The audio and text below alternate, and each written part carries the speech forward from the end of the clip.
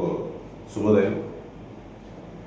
గౌరవ NTR police commissionerate CP గారు శ్రీ రాజశేఖర్ బాబు IPS గారు పర్యవేక్షణలో, అదేవిధంగా rural DCP Shri Lakshminarayana IPS గారు ఆదేశాలపై మైలవరం సబ్ డివిజన్ ఏసీపీ గారు అయినటువంటి వై ప్రసాదరావు గారి సూచనల మేరకు ఈ డ్రగ్స్ పై దండయాత్రలో భాగంగా నిన్నటి రోజున అనగా 3/5/2026 సాయంత్రం తిరువూరు ఎస్ఐ సాతగర్ని గారికి వచ్చిన నమోదైన సమాచారంపై తన సిబ్బందితో పాటు ఎన్ఎస్పి అబాండెడ్ క్వార్టర్స్ దగ్గర రైడ్ చేయడం జరిగింది.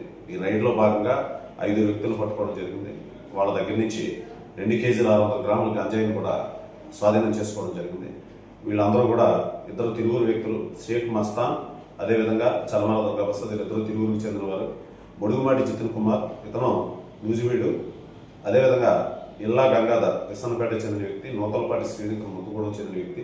వీళ్ళ 5 కూడా సుమారు 2 కేజీల 600 గ్రాముల గంజాయిని తీసుకొని వచ్చి అక్కడ డిస్ట్రిబ్యూషన్ కోసం పంచుకుంటుండగా ఎస్ఐ గారు నమోదైన సమాచారం మీద రైడ్ చేసి పట్టుకోవడం జరిగింది. వీరందరినీ కూడా రిమాండ్కి తరలిస్తున్నాం.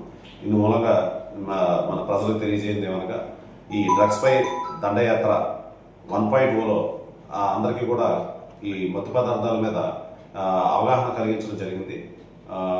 అదేవిధంగా డ్రగ్స్ పై దండయాత్ర 2.0లో టెస్టులు చేసి వాళ్ళలో పాజిటివ్స్ ఎవరైనా ఉంటే వాళ్ళని గుర్తించి వాళ్ళని డీఅడిక్షన్ వైపు మనం కౌన్సిలింగ్ చేయడం జరిగింది.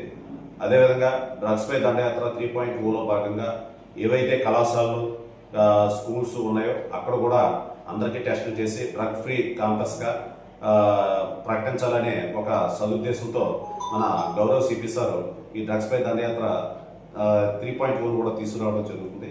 దీని అంతటికీ కూడా ప్రజలందరూ కూడా సహకరించాలని, అదేవిధంగా గంజాయికి ఇటువంటి మత్తు పదార్థాలకు సంబంధించి సమాచారం ఉంటే వెంబటనే పోలీసు వారికి తెలియజేసి డ్రగ్స్ రహిత సమాజం కోసం, అదేవిధంగా డ్రగ్స్ రహిత ఎన్టీఆర్ జిల్లా కమిషనరేట్ ఏర్పాటుకు ప్రజలందరూ తమ వంతు తోడ్పాటును అందించాలని కోరుకుంటూ సెలవు తీసుకుంటాం.